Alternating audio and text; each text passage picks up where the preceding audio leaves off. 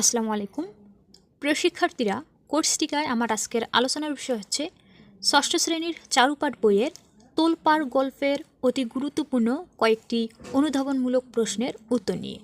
শিক্ষার্থীরা, এই অনুধাবনমূলক প্রশ্ন তোমাদের সৃজনশীলের খ নম্বরে থাকে। আজকে আমি এই গল্প থেকে অতি গুরুত্বপূর্ণ যে অনুধাবনমূলক প্রশ্নগুলো আছে সেগুলোর উত্তর নিয়ে আলোচনা করব।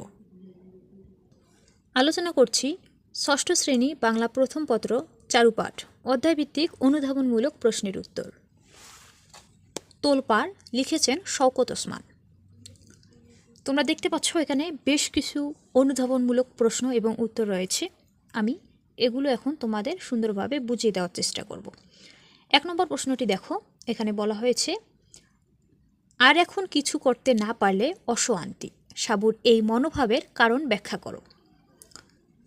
এর উত্তরে লিখব, আগে 5 মাস খাটতে বিরক্ত লাগলেও যুদ্ধের সময় অসহায় মানুষকে সাহায্য করতে না পারলে অশান্তি হয় সাবুর। শহর থেকে হাজার হাজার মানুষ জীবন বাঁচাতে সাবুদের গ্রাম পার হয়ে পালিয়ে যাচ্ছে। মানুষের এ পরিস্থিতি দেখে সাবুর মনে তাদের সাহায্য সহযোগিতা করার ভাবনা উপস্থিত হয়। আলোচ্য উক্তিতে সাবুর মানসিক অবস্থাকেই নির্দেশ করা হয়েছে। 2 নম্বরে জানতে চাওয়া হয়েছে সাবুদের গাবতলী গ্রামে গোটা শহর হুমড়ি খেয়ে পড়ল কেন। হুমড়ি খেয়ে পড়ল কারণ পাকিস্তানি মিলিটারিদের অত্যাচারের হাত থেকে বাঁচার জন্য। আমরা উত্তরে ভাবে লিখব, পাঞ্জাবি মিলিটারিদের অত্যাচার থেকে বাঁচার জন্য সাবুদের গাবতলী গ্রামে গোটা শহর হুমড়ি খেয়ে পড়ল। 25শে মার্চের রাতে পাঞ্জাবি মিলিটারিরা ঢাকায় সাধারণ জনগণের উপর ঝাঁপিয়ে পড়ে। তারা জীবন্ত যাকে পেয়েছে তাকে হত্যা করেছে। তাই ঢাকার অসহায় জনগণ নিজের জীবন রক্ষার জন্য সবাই ঢাকা থেকে নিরাপদ আশ্রয়ের দিকে রওনা হয়। হাজার হাজার মানুষ গাবতলী গ্রামের উপর দিয়ে জেলা বোর্ডের সড়ক অতিক্রম করে নিরাপদ আশ্রয়ের লক্ষ্যে যাত্রা করে এবং অনেকে বিশ্রাম নেওয়ার জন্য রাস্তায় যাত্রা বিরতি করে। শহরের মানুষের ভিড়ে গ্রামটা ভরে ওঠে।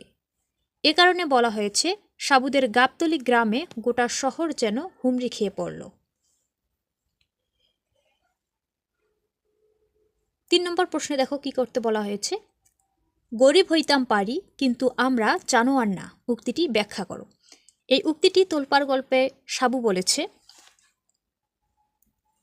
আমরা উত্তর এভাবে লিখব, গরিব হইতাম পারি কিন্তু আমরা জানোয়ার না, উক্তিটি তোলপাড় গল্পের সাবুর।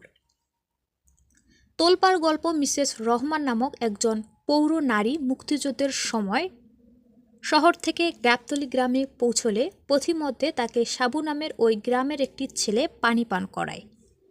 তিনি খুশি হয়ে তাকে 5 টাকা বকশিশ দিতে চাইলে সাবু তা নিতে অস্বীকৃতি জানায়। তাই সে মিসেস রহমানের টাকাটা না নিয়ে তাকে বলল, গরিব হইতাম পারি কিন্তু আমরা জানোয়ার না। সাবুর এই উক্তির মধ্যে তার পরোপকারিতা ও আদর্শের বহিঃপ্রকাশ ঘটেছে। 4 নম্বরে কি করতে বলা হয়েছে দেখো, মাপ করবেন, টাকা নিলে আমারে মা বাড়ি থাইকা বাইর কইরা দিবে। ব্যাখ্যা করো। এই উক্তিটিও সাবু করেছে। মায়ের প্রতি তার সম্মান এবং তার মায়ের আদর্শ বজায় রাখতে এই কথাটি বলেছে। আমরা এর উত্তর এভাবে লিখব, মায়ের নৈতিকতাকে ভয় ও সম্মান দেখিয়ে সাবু প্রশ্নোক্ত উক্তিটি করেছে। সাবু তাদের গ্রামে আসা মিসেস রহমানের উদ্দেশ্যে কথাটি বলেছেন। 1971 সালের 25শে মার্চ রাতে পাকিস্তানি বাহিনী সারা শহরে হামলা করে। নির্যাতিত মানুষ শহর ছেড়ে পালাতে থাকে। তেমনি কিছু পলায়নপর মানুষেরা সাবুদের গ্রামে আসে। সাবুরা মুড়ি ভেজে তাদের খাওয়ায়। এদের একজন মিসেস রহমান, যিনি পানি পানের প্রতিদান স্বরূপ সাবুকে 5টি টাকা দিয়েছিলেন। সাবু টাকা না নিয়ে প্রশ্নোক্ত উক্তিটি করেছে। 5, সাবুর শরীর থরথর করে কাঁপছে কেন। সাবু যখন তার মাকে বলতে যায় যে ঢাকা শহরে পাকিস্তানিরা গুলি করে মানুষ মারছে, তার মাকে বলার সময় সে থরথর করে কাঁপছিল। আমরা উত্তর এভাবে লিখব, ঢাকা শহরে পাঞ্জাবিরা গুলি করে মানুষ মারছে, সে কথা মাকে বলতে গিয়ে সাবুর শরীর থরথর করে কাঁপতে থাকে। শহর ছেড়ে পালিয়ে আসা মানুষের কাছে সাবু শুনতে পায় পাঞ্জাবি মিলিটারিরা নিরস্ত্র বাঙালিদের গুলি করে মারছে। সেই খবর সাবু মাকে দেওয়ার জন্য দৌড়ে আসে। মা রান্নাঘর থেকে বেরিয়ে এসে দেখে সাবু কাঁপছে। তাকে খুব উত্তেজিত দেখাচ্ছে।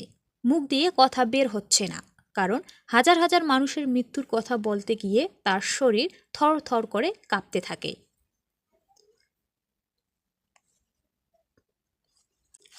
6 নম্বর প্রশ্নে কি বলেছে দেখো। সাবু মা মা চিৎকার দিতে দিতে ঘরে ঢুকলো কেন? পাকিস্তানি হানাদার বাহিনীরা ঢাকা শহরে অগণিত মানুষ মারছে গুলি করে। এই খবরটা তার মার কাছে দিতে গিয়ে সে মা মা বলে চিৎকার দিয়ে ঘরে ঢুকে। আমরা এটা তোলপাড় গল্পে পড়েছি। এই প্রশ্নের উত্তরটি আমরা এভাবে লিখতে পারি। ঢাকা শহরে গুলি করে অগণিত মানুষ মারার কথা জানানোর জন্য সাবু মা মা চিৎকার দিতে দিতে ঘরে ঢুকল। ঢাকা শহরে পাঞ্জাবি মিলিটারিরা হাজার হাজার বাঙালিকে গুলি করে মারছে, তাই বিপদগ্রস্ত মানুষ নিরাপদ আশ্রয়ের সন্ধানে শহর ছেড়ে গ্রামের দিকে চলে আসছে। সাবু তার মাকে এ ঘটনাটি বলার জন্য ব্যস্ত হয়ে মা মা চিৎকার দিতে দিতে ঘরে ঢুকল। 7. গাবতলী গ্রামের মানুষের কাছে ঢাকা শহরের মানুষ হত্যার ঘটনাটি পরদিনই পৌঁছার কারণ কি? কিভাবে পৌঁছে? যারা জওয়ান ছিল বা তরুণরা ছিল তারা পায়ে হেঁটে হেঁটে বাড়ি পৌঁছে যায় এবং গিয়ে তারা ঘটনাটি জানিয়ে দেয়। আমরা এ প্রশ্নের উত্তর এভাবে সাজিয়ে লিখব। জওয়ানদের অর্থাৎ তরুণদের জন্য ঢাকা শহরে মানুষ হত্যার ঘটনাটি পরদিনই পৌঁছে যায় গাবতলী গ্রামের মানুষের কাছে। ঢাকা শহর থেকে গাবতলী গ্রাম 50 মাইল দূরে। যাতায়াতের সুবিধাও তেমন ভালো নেই, তাই সব খবরই দুদিন পরে এসে পৌঁছায়। কিন্তু পাঞ্জাবি মিলিটারি কর্তৃক হাজার হাজার মানুষ হত্যার ঘটনাটি পরদিনই পৌঁছে যায় গাবতলী গ্রামের মানুষের কাছে, কারণ হত্যাযজ্ঞ শুরুর সঙ্গে সঙ্গেই জওয়ানরা সোজা হেঁটে হেঁটে বাড়ি পৌঁছে যায়। তারাই মানুষ হত্যার ঘটনাটি সবাইকে জানিয়ে দেয়। 7 নম্বর প্রশ্নের উত্তর দেখলাম। এরপরে 8 নম্বরে বলা হয়েছে জীবন্ত যাকে পাচ্ছে তাকেই হত্যা করছে, ব্যাখ্যা করো। এই উত্তরটা আমরা এভাবে লিখব। জীবন্ত যাকে পাচ্ছে তাকেই হত্যা করছে উক্তিটি দ্বারা 25শে মার্চ রাতে ঢাকা শহরে পাকিস্তানি হানাদার বাহিনীর পৈশাচিকতাকে বোঝানো হয়েছে। পশ্চিম পাকিস্তানি মিলিটারিরা রাতের আধারে ঘুমন্ত বাঙালিদের উপর হামলা চালায়। ঢাকার অসংখ্য মানুষকে গুলি করে, বেয়োনেট চার্জ করে এবং আগুনে পুড়িয়ে হত্যা করে। বাছবিচার ছাড়া তারা নিরপরাধ মানুষকে হত্যা করতে পারে।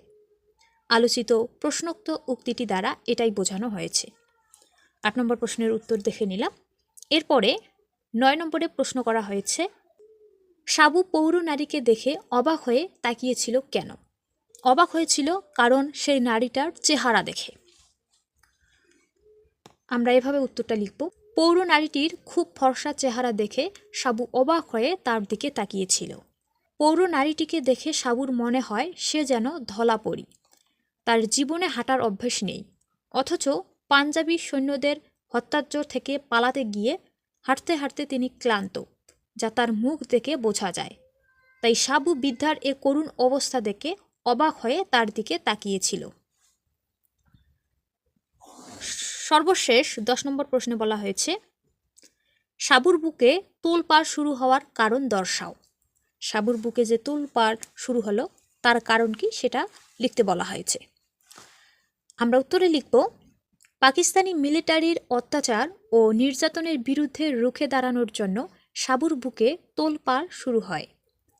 সাবু যদিও কখনো ঢাকা শহরে যায়নি বা ঢাকার মিলিটারির তাণ্ডব দেখেনি, কিন্তু পালিয়ে আসা মানুষের দুরবস্থা দেখে তা কল্পনা করতে পারে এবং শত্রুদের প্রতি প্রচণ্ড রোষ অনুভব করে।